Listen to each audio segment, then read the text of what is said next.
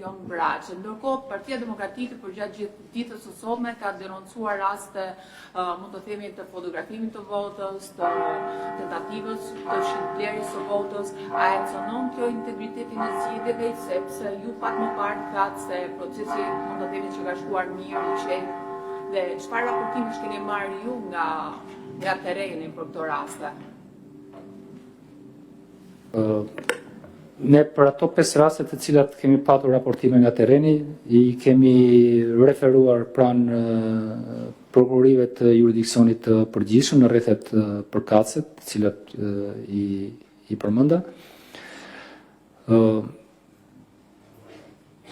Të gjitha ju çfarë thatë kanë të bëjnë me element të figurës së veprës penale dhe janë atribut sipas rastit ose i SPAK ose i prokurorive të jurisdiksionit të përgjithshëm të rretheve.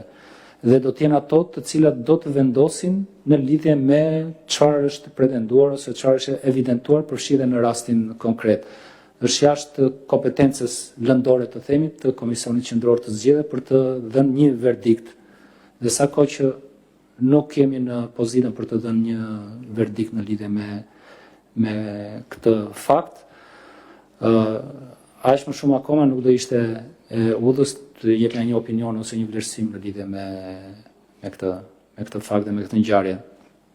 Do duhet të presim ecurinë e asaj se çfarë do të bëhet nga organet përkatëse të ndjekjes penale.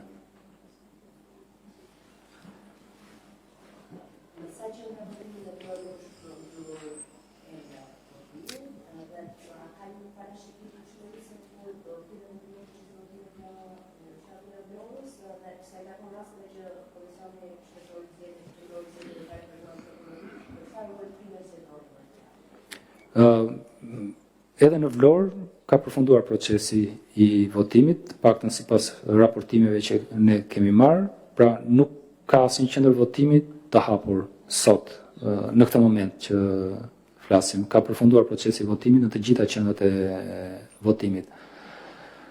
Në lidhje me natyrën e rasteve që ne kemi referuar, 2 rastet e Tiranës ka të bëjnë me presione ndaj komisionerëve dhe për çështjen e përdorimit të dokumenteve identifikues të vëzhgues apo të personave të tjerë.